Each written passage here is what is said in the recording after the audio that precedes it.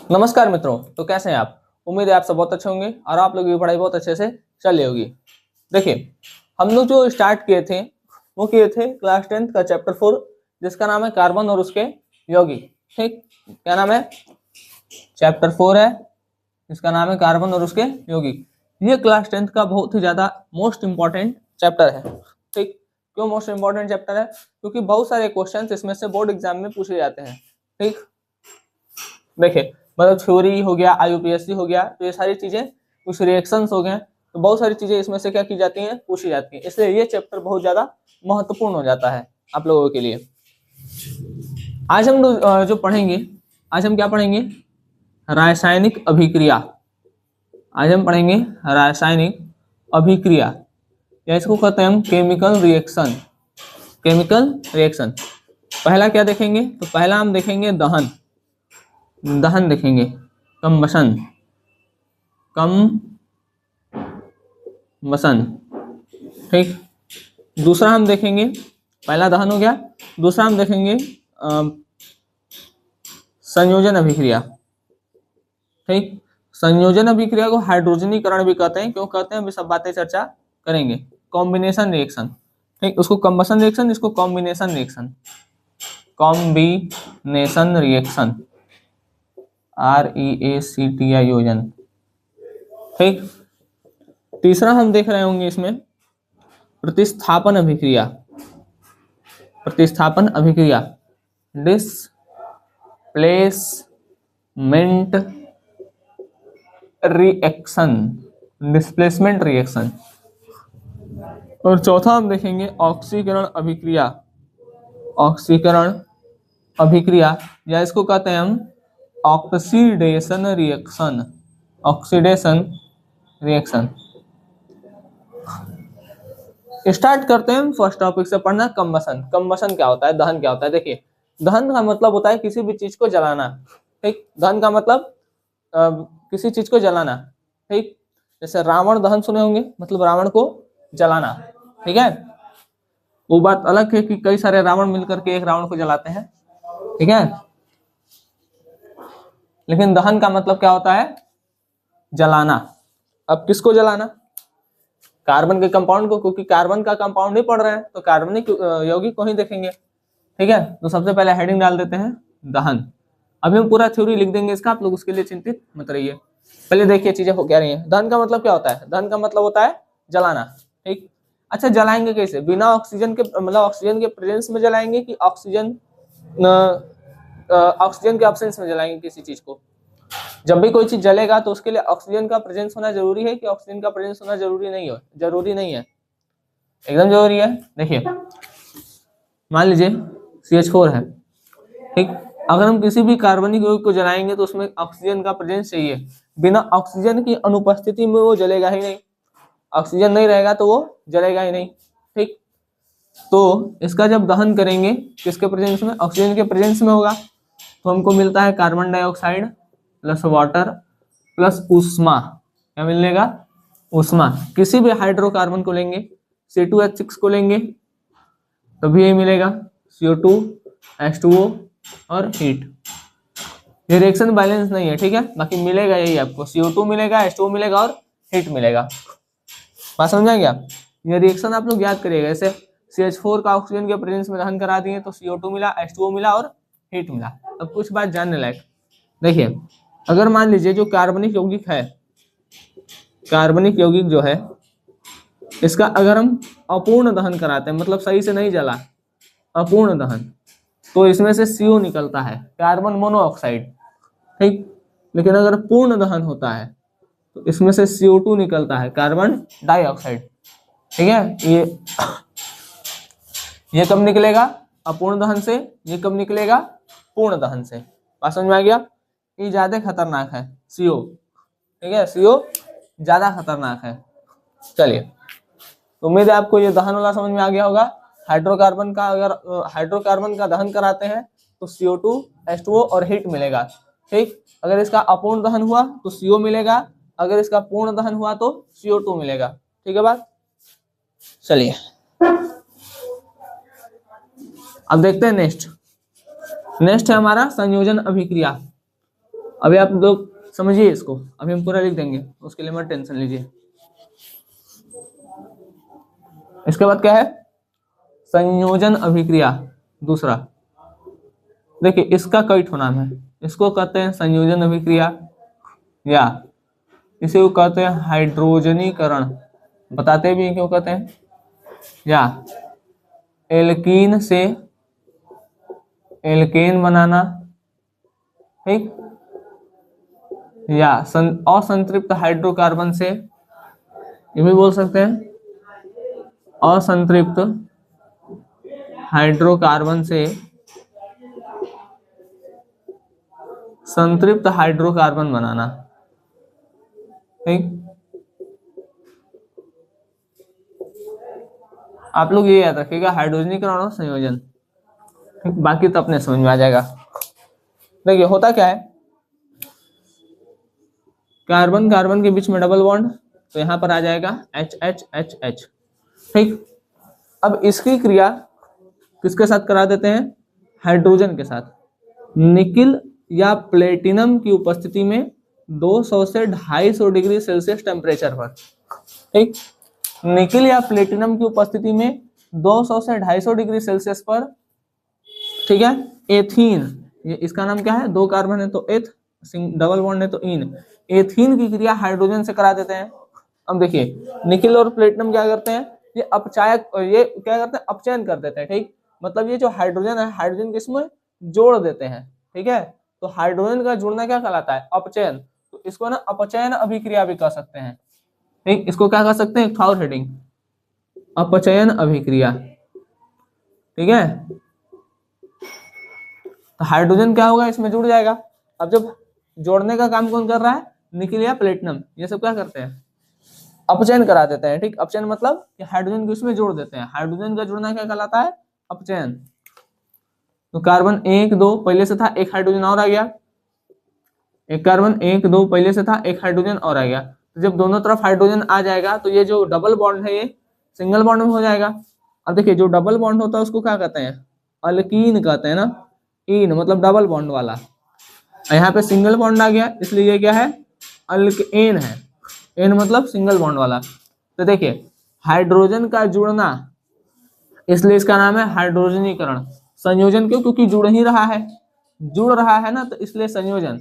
Hydrogen जुड़ रहा है इसलिए हाइड्रोजनीकरण। हाइड्रोजनी मतलब हाइड्रोजन, और करण मतलब होता है जुड़ना।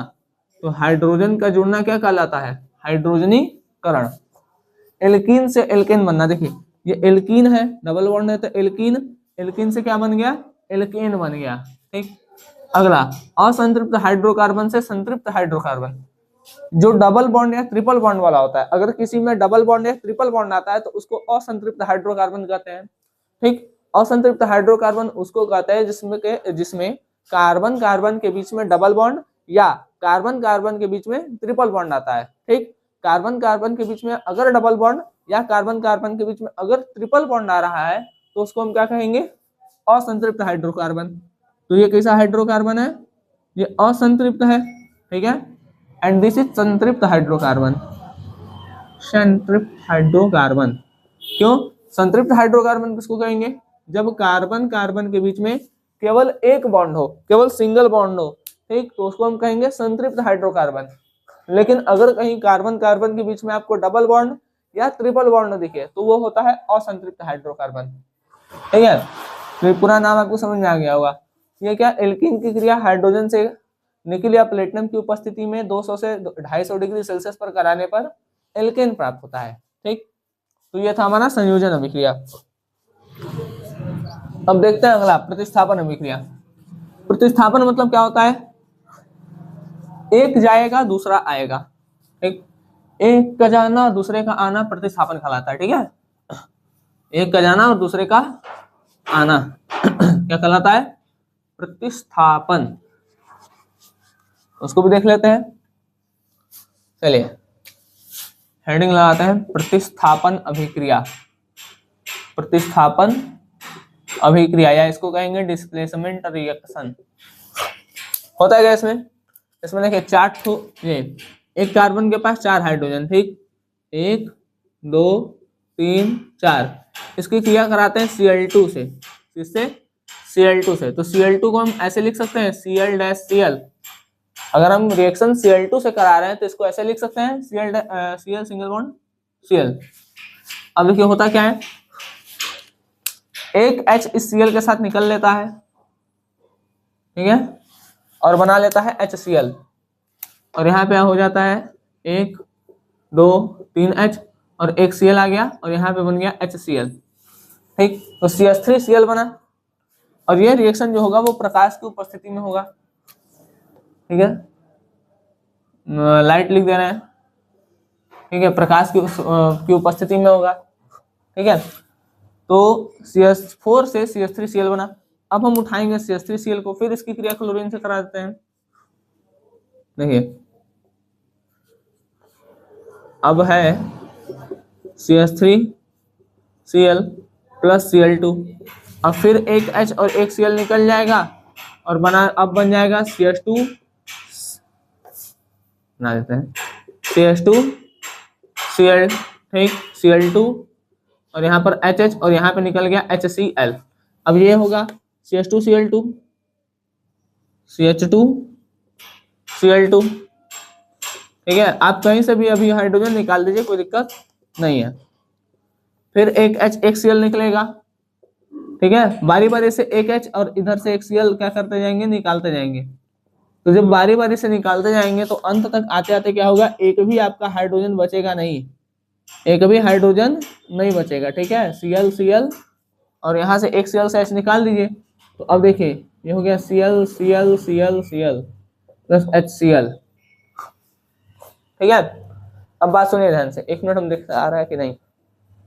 ठीक है, यहाँ पे थोड़ा सा दिक्कत हो रहा होगा, लेकिन यहाँ पर देखिए C, ये चारों तरफ Cl है और यहाँ पे HCl है।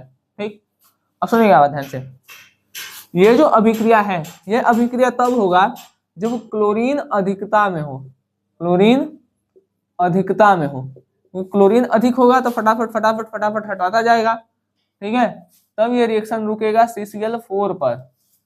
ठीक, जैसे क्लोरीन अधिक में है तो ये रिएक्शन कहाँ रुकेगा, यहाँ पर, एकदम लगातार होता जाएगा। ठीक है, लेकिन अगर Cl2 बहुत कम है, बहुत ज्यादा क्या है, कम है, तो ये रिएक्शन CH3Cl बना करके रुक जाएगा। ठीक, हालांकि ऐसा फैक्ट्रियों में होता है कि रिएक्शन यहाँ पर रुक जाए, लैब में जब देखते हैं तो पूरा एकदम पूरा मतलब बीच में रुकता नहीं है रिएक्शन। बीच में रोकने के लिए क्या करेंगे, कुछ अलग से लगाना पड़ेगा। ठीक है, नहीं तो रिएक्शन यहाँ पे नहीं रुकेगा। रिएक्शन आपका ये जैसे ही कराएंगे तो तुरंत यहाँ पे चला जाएगा, अगर आप क्लोरीन अधिक में लिए हैं तो। और अगर आपको रोकना है रिएक्शन तो कुछ उसके लिए काम करना पड़ेगा। ठीक है, खैर उस काम से हम लोग को मतलब नहीं, हम लोग को मतलब इससे है कि होता क्या है। और समझ में आ गया? तो प्रतिस्थापन अभिक्रिया में क्या हुआ, एक गया दूसरा आ गया। यहाँ से देखिए एक गया दूसरा आ गया, एक गया दूसरा आ गया। तो प्रतिस्थापन अभिक्रिया में यही होता है। ठीक है, कि मेथेन की क्रिया क्लोरीन से प्रकाश की उपस्थिति में कराने पर क्या कार्बन टेट्राक्लोराइड प्राप्त होता है, ये पूरा रिएक्शन। ठीक है, तो यहाँ से यहाँ तक 4 स्टेप, और सब में प्रकाश रहेगा, सब में प्रकाश की उपस्थिति रहेगी। ठीक है बात, चलिए अब हम देखते हैं अपना नेक्स्ट जो है, नेक्स्ट और लास्ट जो है ऑक्सीकरण अभिक्रिया। ऑक्सीकरण अभिक्रिया क्या है, देखिए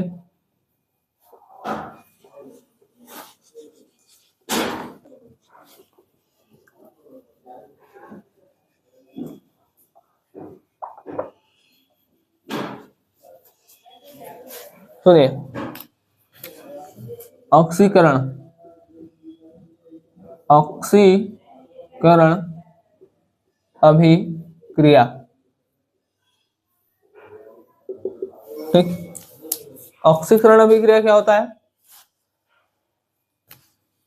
देखिए कोई एल्कोहल है, एल्कोहल की क्रिया KMnO4, इसको कहते हैं पोटेशियम परमैंगनेट, या इसी का नाम है लाल दवा।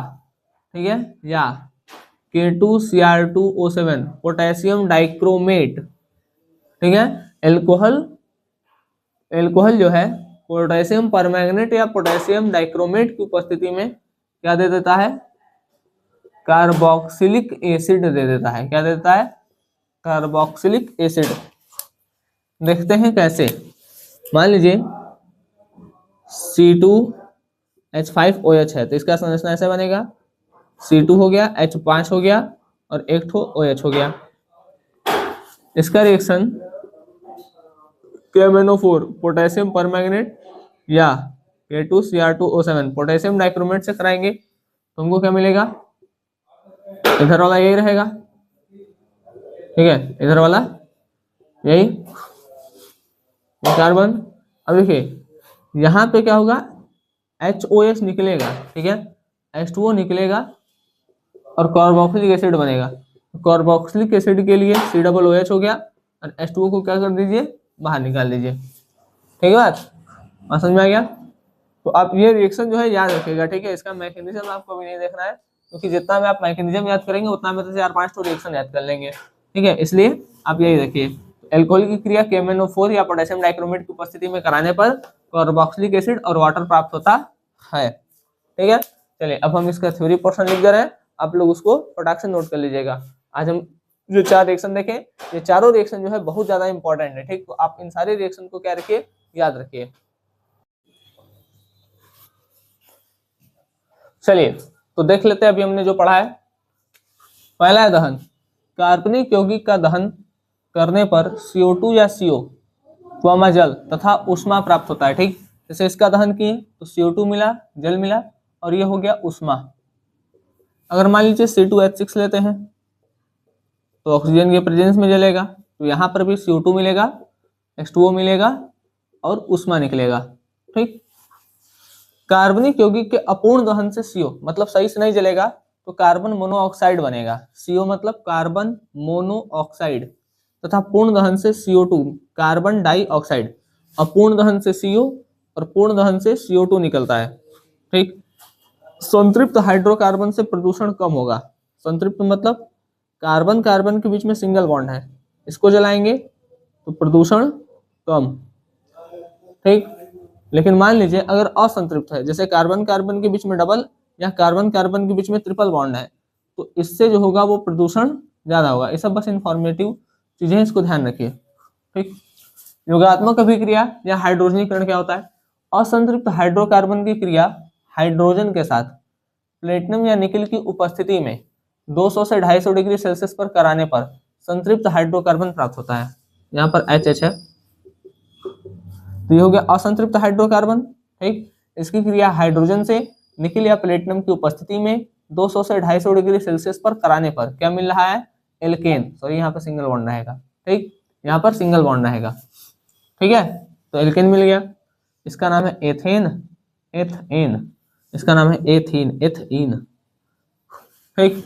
ऑक्सीकरण, एल्कोहल का ऑक्सीकरण KMnO4 या K2Cr2O7 मतलब पोटेशियम परमैंगनेट या इसको लाल दवा भी कहते हैं, ठीक, या K2Cr2O7 पोटेशियम डाइक्रोमेट की उपस्थिति पर कराने की उपस्थिति में कराने पर कार्बोक्सिलिक एसिड जो होता है ना, वो ये होता है C+O single bond COH, sorry COOH, ठीक है, COOH, तो ये मिलता है। अब देखिए एल्कोहल को करेंगे तो CH3COOH मिलेगा प्लस जल मिलेगा, ठीक, कार्बोक्सिलिक एसिड प्लस वाटर मिलता है।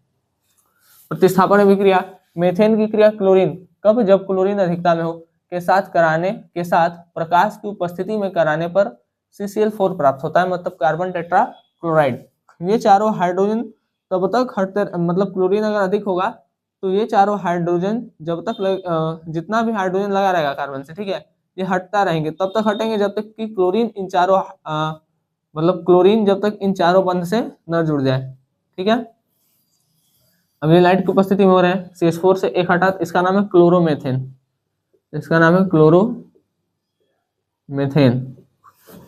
यह है डाइक्लोरोमेथेन, यह है ट्राइक्लोरोमेथेन, और यह है carbon tetrachloride, CCl4 carbon tetrachloride, ठीक। चलिए तो हम आज के लेक्चर को करते हैं यही पर समाप्त। आज हमने कुछ इंपॉर्टेंट टॉपिक्स को देखा कि जो कार्बन के रासायनिक अभिक्रियाएं हैं, जैसे दहन, ठीक है, योगात्मक अभिक्रिया, ऑक्सीकरण अभिक्रिया और प्रतिस्थापन अभिक्रिया, इन चारों चीजों को देखा। अब हम आगे आने वाले लेक्चर में क्या देखेंगे, साबुनीकरण, एस्टरीकरण और मिशेल का फॉर्मेशन देखेंगे। फिर उसके बाद हम एक सेपरेट टॉपिक पढ़ेंगे जिसमें एथिल एल्कोहल रहेगा। मतलब आने वाले 2 से 3 लेक्चर में ये जो आपका कार्बन और उसके यौगिक नाम का चैप्टर है ये पूरी तरह से क्या हो जाएगा, खत्म हो जाएगा। ठीक, चलिए तब तक के लिए चलते हैं, मिलते हैं हम आपसे अगले लेक्चर में। ठीक, तब तक आप लोग पढ़ाई करते रहें। धन्यवाद, जय हिंद, मिलते हैं आपसे अगले लेक्चर में।